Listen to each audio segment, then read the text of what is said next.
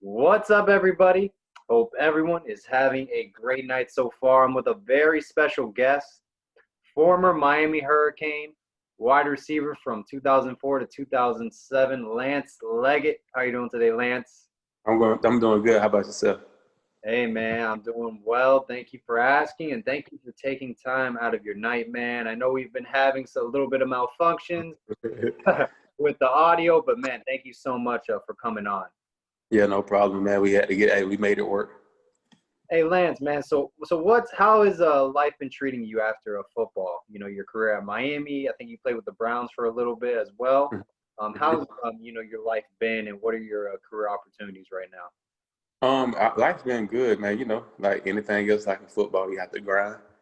I did trucking for 5 years. I had my own trucking company. Okay, very cool. Now I'm getting into, as you can see, Leggett Speed Academy. Leggett Academy. Oh yeah. Yeah, and I know I'm gonna talk about Leggett Speed Academy, and we're gonna talk about a little real estate, and I can tell you what I've been doing in real estate. But with Leggett Speed Academy, man, it's a program that I came up with. My dad, he trained me on this program in this program from elementary all the way up to the NFL. He actually helped me out a lot, man. My dad, like I told on the last podcast, I feel like he just cheated himself a little bit because he was so good, but he Right. was doing it free, you know. And my thing is, like any other business, I want to enhance my dad's business, and at the end of the day, you know, you can't do nothing for free. I want to have a livelihood from it. But I know for a fact this program is going to help the kids, man, improving their 40 times, not even the 40 to 100, whatever sport it is, you got to learn how to run. And with this program I created, well, I didn't create it. It was already created. I'm just bringing it out the closet. Exactly. But, And with, like we were talking, off stage, backstage, you told me like, if you want to be successful, you got to put in the work. And this correct. lets you do that, because it gives you what? It's $19.97 for 6 lessons. What now you have it not yes, 6 lessons, correct. And then like I told you have a 4-week workout program. Oh wow. And I guarantee you do that workout program. I'm not saying it's going to be easy. Like I tell anybody, you have to go if you want to get stronger, you got to go in the weight room and bust your behind in the weight room to get stronger. So the same thing goes with running. You got to go out there and put that work in. But at the end of the day, a lot of kids, if you want these D1 scholarships, I promise you, go run a fast 40, they're going to come talk to you. You could be awful.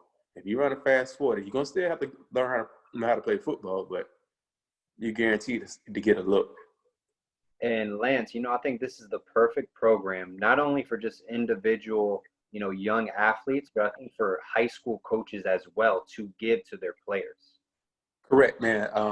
I know for a fact they can implement this in their workout program, and they're going to see improvement. If they do that, they'll be calling me a lot. But hey, just mimic everything I'm showing on the videos, and I guarantee you it's going to translate on the football field, on the track, on the basketball court, on the baseball diamond. Any way you do it is going to translate. Any sport is going to translate. Yeah, absolutely, man. I wish you the best of luck regarding was it Leggett Speed Academy? Yeah, Leggett Speed Academy, but then you if you want to sign on to the course, it's leggettspeed.com. Leggett. And that's how you sign up. Yep, and that's how you sign up for the course. All right. Well, make sure to go to leggettspeed.com, man, to sign up.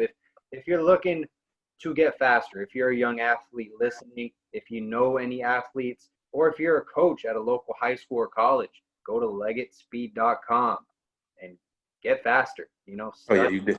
and I put in the guarantee you're effort. gonna get fast. It's only, like I said, it's only 1997. That's it.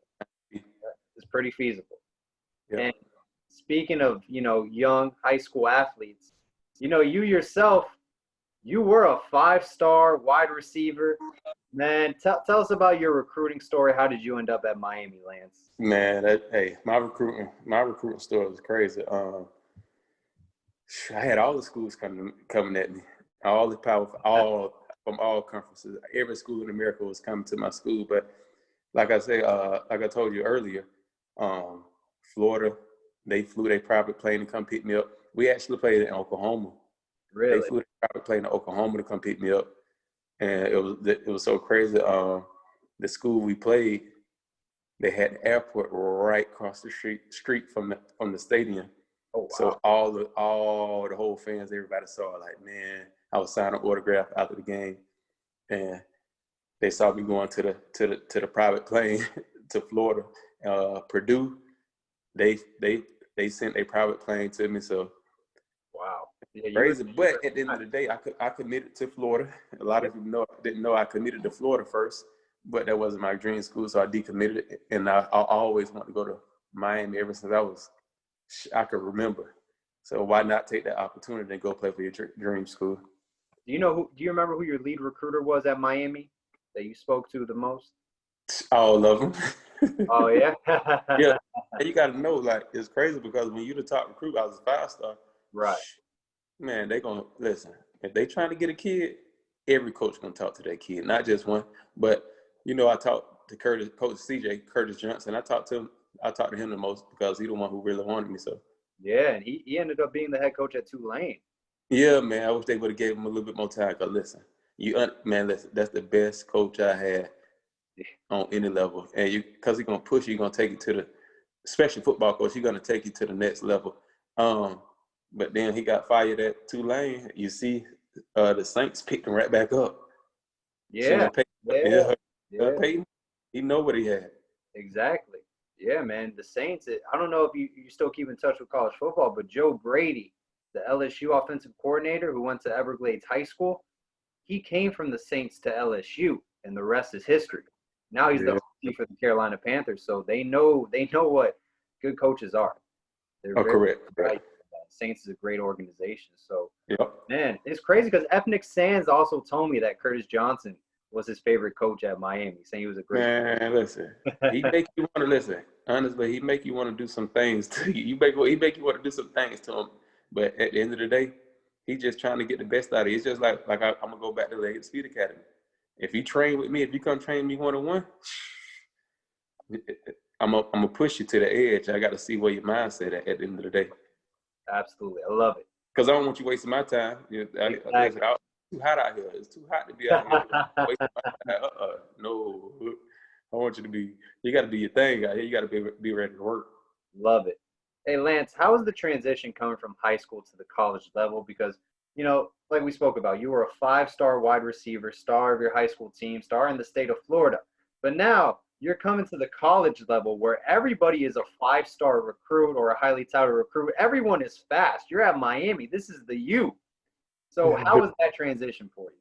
Man, it wasn't a big transition because, like I said, my dad, when I was young, he always, we live in Central Florida, but growing up, a lot of people, we ran a lot of track meets in South Florida.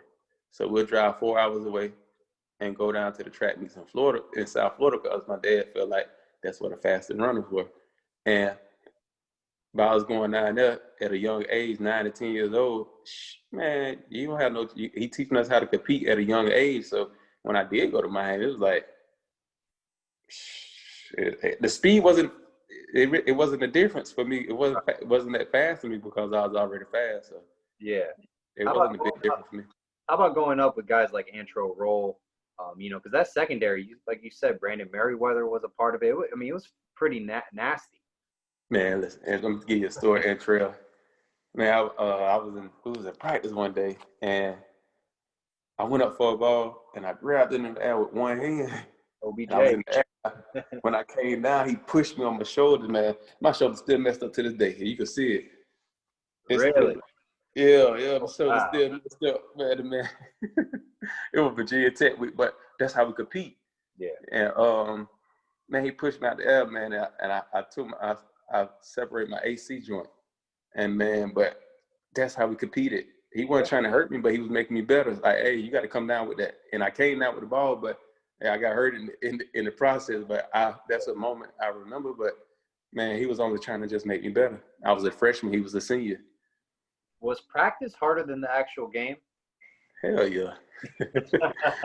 Dude, hell yeah. You can ask a lot of players to tell you that.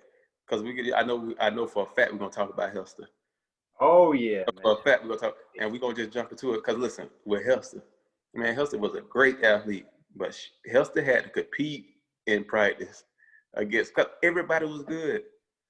So that made him better in the games. But hey, Hester just Hester though. Man, listen, my first memory of Devin Hester was it wasn't the Louisville game, I think. It was that NC State kick return. The first play of the game, he takes it to the house, but nobody even touched him. Nobody even he was on fast forward and everybody was just like 7 steps slower than him. Man, you remember that? Listen, that field looked so wide. Like I'll never forget that. Really? Hey, I scored that game too, but hey, but Was man, Phillip that man, Rivers the quarterback? huh? Phillip Rivers was the QB there? Yep, Phillip Rivers, They had a and good then that big old Mario Williams at the end. Yeah. Actually, North Carolina State had the #1 defense that year at the time. I'm pretty sure Todd Stroud and Manny Diaz were on that football staff too. I don't know. I don't know. Manny was the little man then. Yeah, man. He was a little man. Yeah, he was a little man then. Now he the big dog. Yeah, man.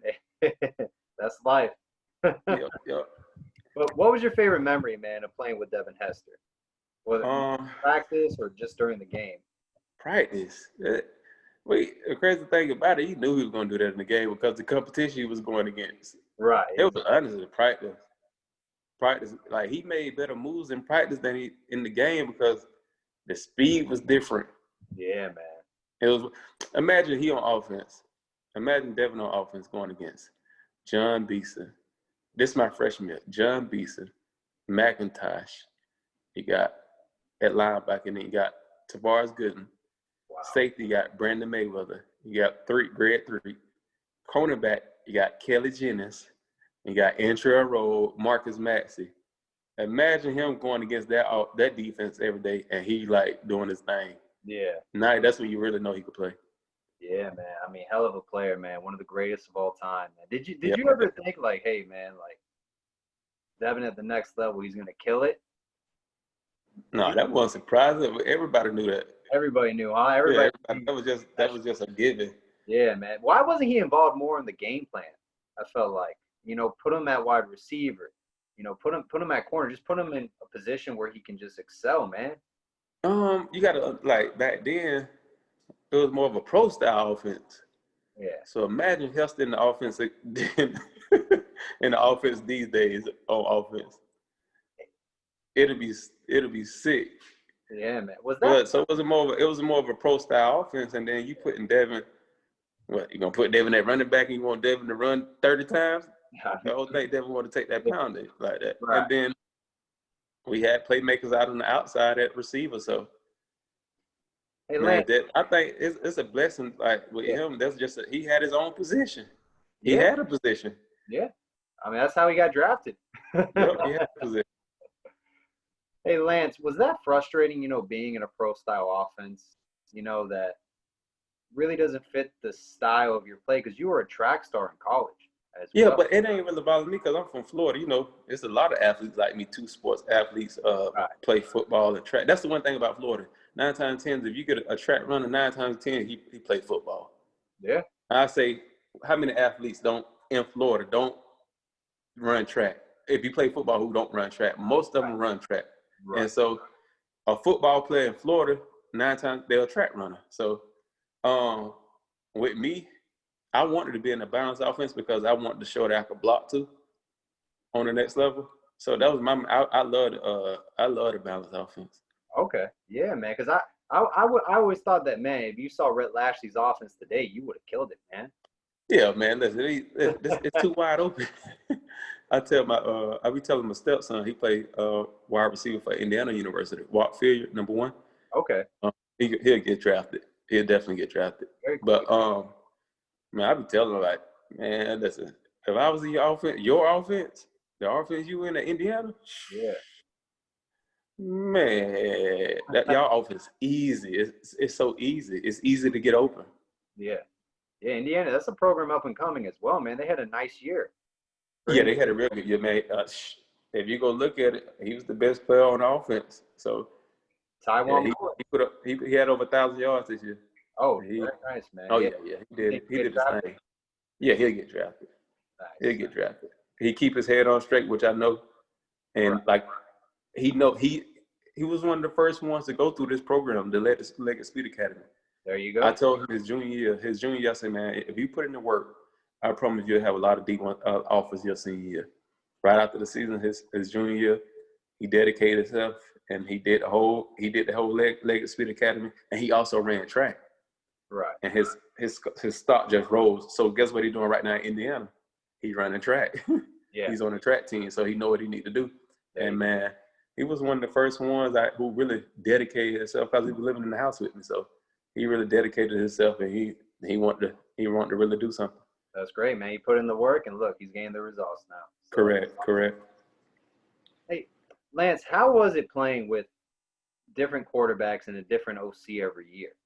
Because you kind of came in, because it went from Brock Berlin to Kyle Wright, and then Kyle Wright to Kirby Freeman, and then you had a new OC every year, man. Like, how difficult is that for you as a player?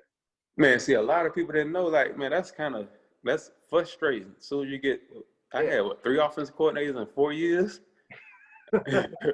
I had Coach Dan Warner. Then I had Olsen, Coach Olsen. Nix. Yeah, he passed away, right? Coach Olsen passed away, I think. Yeah, I'm not confident, but I think so. And yeah, I think he did. I saw it. Look, I'm sorry. He was real. I liked him a lot. And then we had Patrick Nix, Bo Nix' dad. Yeah. So we had a lot, man. It was just so. And I'll try to tell people, we had the talent, but you got to understand, you got players learning the new offense every year. Come on, man. What you gonna do? What you gonna get? How was that Patrick Nix offense, man? Because he like obsessed over bubble screens, man, and like I just felt like as an offensive coordinator, he was just awful. But that's just my opinion, you know? Yeah, that's your. I don't like to badmouth no one, but right. I think he did pretty well. Yeah, it was. Hey, like I told you, every year we was getting into a new offensive coordinator, so I know. Yeah. Oh yeah, man, I hear you. Hey, I know you talk about that you guys could have done really special things, man. And you could have, like, you were in a late field goal that North Carolina pulled off for a game winner. You lost to Georgia Tech, man. Like, that could have been a national title run right there. What do you think was missing on that team that could have taken it over the edge to the national title game? What, my freshman year? Yeah. It was just a couple games. We lost 3 games that year? 2. I think it was 2, and then you beat up Florida in the Peach Bowl. In the Peach Bowl. Yeah. Yeah. But no, man, I don't know. That was my funnest year. My freshman year.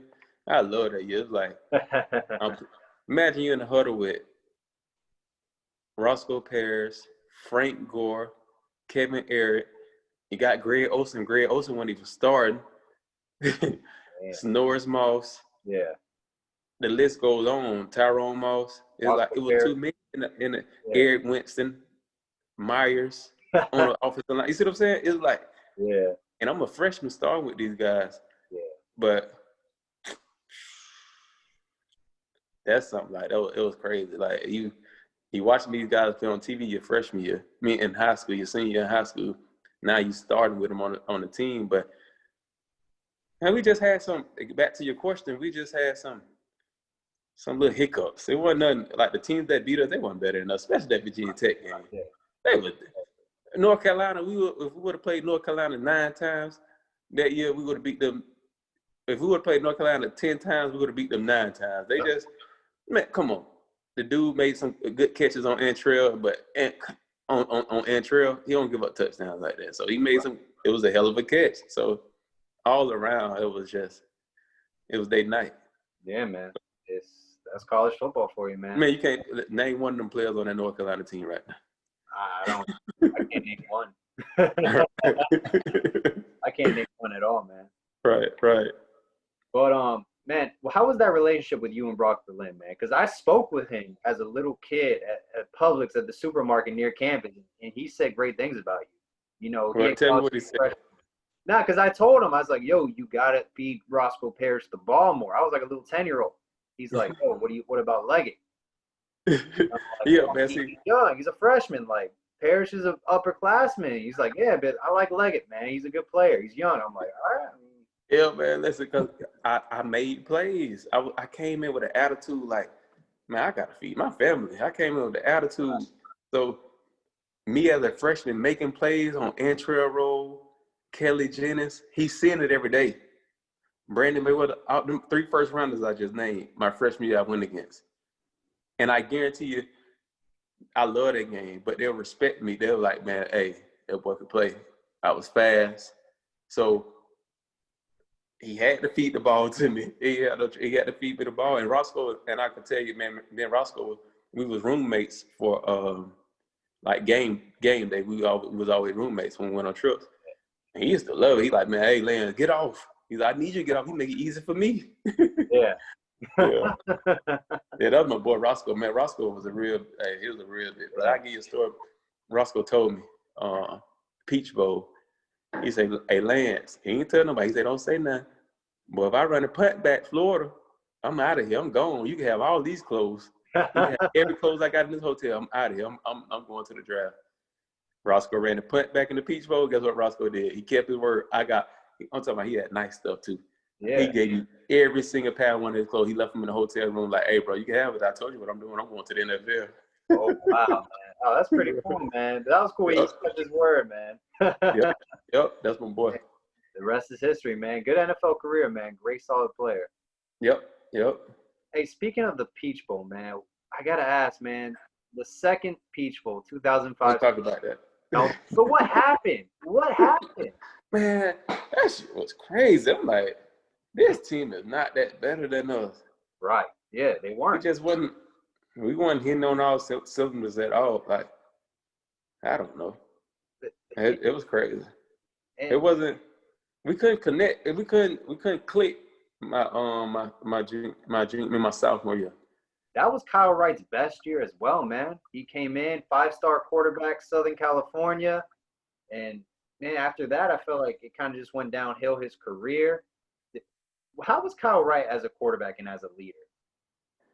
Yeah, Kyle was Kyle. Like everybody, we just as a receiver corps, we couldn't get on the same page. Yeah, man. Look at our receiving corps we had. I don't think it was a receiving corps in college football faster than our receivers.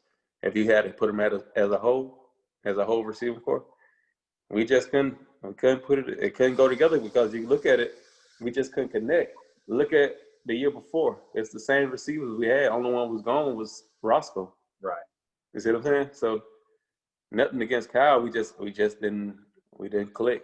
Do you think it was the offensive play call at all that didn't cater to the Kyle Wright's, style, or? But you got to look. Kyle went through 3 offensive coordinators too. Yeah, I know. Yeah. You see what I'm saying? So you saying Kyle, his sophomore year, his redshirt sophomore year was his best year, right? Right. Yeah. No, his first year, which is his first year. Now he redshirted his first year. So that means he had Dan Warner for 2 years to learn from. Right. Okay, he got Dan Warner the first year. He didn't play. The second year, now he got Dan Warner as an offensive coordinator. So Dan Warner, he already know the system. Dan Warner get fired. What happened? Got a new offensive coordinator. The offensive coordinator get fired. Boom, we got another offensive coordinator. So the same for him. He was in A. Everything was bad. It was bad for the players when we bringing in new offensive coordinators. Yeah, and then, Larry Coker, I think 2006 he does leave the program. He gets fired. Did you expect Randy Shannon to be the head coach? Yeah, everybody knew. Yeah, everybody knew. Yeah, everybody knew he was the next one up. And Coach Shannon was a good fit for us too as well. I think they, just like they did Coach Coker, they didn't give him enough time. Yeah. Yeah. You know how it goes. Yeah, I know. Mind you got in early. I know they're already on Manny's ass, man. And they got to do something. You got to stay aggressive, like he did when he was a defensive coordinator. You got to stay aggressive, bring that same attitude. Exactly. But I think with the offensive coordinator we brought in now. Yeah, really. Just looking from when he was at SMU, he was kind of aggressive. You see what I'm saying? Yeah. And the last offensive coordinator we had, he was I don't know. he was going to be the next OC at Alabama. And then he took the Miami job instead of just staying at Alabama. Yeah.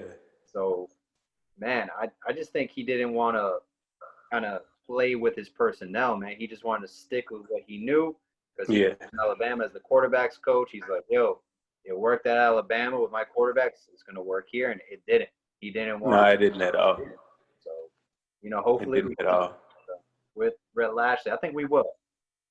So we'll see what happens. What do you think about this wide receiver core we have at Miami? Are there any players that kind of you think have a lot of talent? What is Peyton? Jeremiah Payton? That's a lot. I'm tell you something. I was on Twitter the other day, and I was scrolling down, and I saw somebody have a highlight of a kid, but I didn't read the name. So I'm just looking at it. I'm like, dang, boy, this kid right here could play. Yeah. And then next thing you know, I read the comments, they were talking about him. He was in high school. I said, yeah. And I saw a glimpse of it. You could see glimpse. I think he's gonna be the one who had that season. Jeremiah Payton. Watch. All right. Watch. I'll hold you to it, Lance. I'll remember that. I think he will. Watch. Yeah. A lot of people have said that. His own teammates that left, graduated school, coaches as well. So a lot of people believe in Jeremiah Payton, man. So Gotcha. Hey, man. Hey, what was your favorite moment at Miami? Career. My first touchdown. Yeah? Yeah, man, that first touchdown. Okay, we're going to go back to Brock. Yeah. Brock said he'd like to get the ball to Lance. I'll never forget the play. It was 8:26. I had a post route. Man, Brock told me, he said, Lance, I'm coming to you. Run past him. He told me in the huddle. Yeah. So I lined up and I saw that ball in there. I was like, boom, touchdown. You know what I'm saying? I'm like, man, listen, my phone went crazy. Really? It went crazy. Like, I had so many text messages. That's awesome, man. That was against NC State? No, that was my first touchdown was against Georgia Tech. Oh, okay. Yeah, and so you got to look. They had a big write-up about me and Calvin Johnson. Calvin Johnson, great, but I couldn't let him have a better game than me. I love Calvin. That's Megatron. Yeah. He came out the same year, but I couldn't let him have a better game than me. Any advice you want to give to the 2020 Miami Hurricanes, if you could, man, for this upcoming season? Don't worry about the outside. Just focus on the team and just handle what you can handle and control what you can control. Because especially you got to, if you can't, if 2020 didn't teach you nothing, something wrong with you. So you got to control what you can control. I love that, man. Yeah, no, definitely. 2020 has been tough on everyone. Some harder than others, definitely, man. And hey, before I let you go, man, what's going on with you in real estate, man? You're making moves on the market? Man, you already know. Listen, know how they say buy back the block? You buying the whole block? Hey, man, my cousin, man, he got a construction company. He's the GC. He took over his dad's company. It's called Odie Jones Construction Group. You can look it up on Facebook. We located here in Central Florida in Bartow. And what we doing, man, in our hometown, we buying properties and we building from the ground up. We actually building the property right now in Fort Meade. And it's for sale. If you want to buy it, you're more than welcome. But man, we done bought a couple of properties in our neighborhood. Probably like 8 properties right now. Okay. Yeah. Yeah, we done brought them in our hometown, and we finna build from the ground up. And I'm just like, we finna bring the value to our community, especially in the Black community. Right. And it's no offense to whites. Why can't we when we go as a Black person, when we go look for a nice home, we go out of our community. We can stay right here. We just got to put nice stuff in the community and build a community up. And so what we doing, man, we want you to be able to, when you do purchase a home from us, you already have equity in the home already. So if you you purchase the home, if you want to sell it in a week, you're going to make you some money off of it. Look at that. And where can they find you? On Twitter, Instagram? Well, with Odie Jones Construction. Yes, sir. You can find on Instagram, Facebook, and those are 2 social media platforms we have right now. But it's going, when I say going real well, it's going real well right now. Right now we actually going to get ready to build one of the NBA players' mom house right now. Oh. Yeah. We building a big NBA player mom house right now. Tracy McGrady. I'll put it out there. Yeah, we building his mom house right now. Oh, look at that, man. You guys are making moves, man. Yeah, I'm trying to do something. So if you want to, we can partner up or something. You already know. Hey, man, I'm not looking to buy in North Florida, but if I do know someone or maybe someone watching, they know where to go. Oh, yeah, man. Hey, it's Central Florida. You can't beat it. Orlando and Tampa. Come on now. Hey, man. All I know is Dade County, man. Southgate. And I love it. I was just down there this past. I just actually came back yesterday. Okay, very cool, man. Yeah. Lance, before I let you go, what's your season prediction? Undefeated. Undefeated? Love it, man. Yeah, we need that, man. Come on, man. You know we need it because, man, just go back that year with Mark Witt, when they was winning, they were undefeated couple of games. It felt so good. Like, it just felt good. Like, when Miami on top, everybody loved college football. That's right. We just bring something different. Like when we came up with turnover chain. Yeah. Couldn't touch it. Nobody can touch it. They might just put their little turnover thing, wherever they have, put it up because you can't touch the turnover chain. I don't like the rings. I'm not a fan of the rings. The touchdown. Man, listen. You gotta understand. I'm a fan of it all. You from South Florida. You know everybody like the gold. Who don't? The Cuban. That's what we like. So you gotta adapt to what the kids like. If you want a preppy kid, he ain't into that stuff. Right. It's about recruiting. All that's recruiting. When you see them kids putting that chain on, 9 times 10 a Florida kid want to go there because Florida kids, we love the Cuban links, we love the bracelet, we love all of that. Next, they need to come out with a Rolex. God damn it. They need to come out with a Rolex this year. Hey, man. I'm good with a private plane, man, like you got. So I'll be happy with that if I was playing football. Oh, yeah, man. That was love right there. That was love.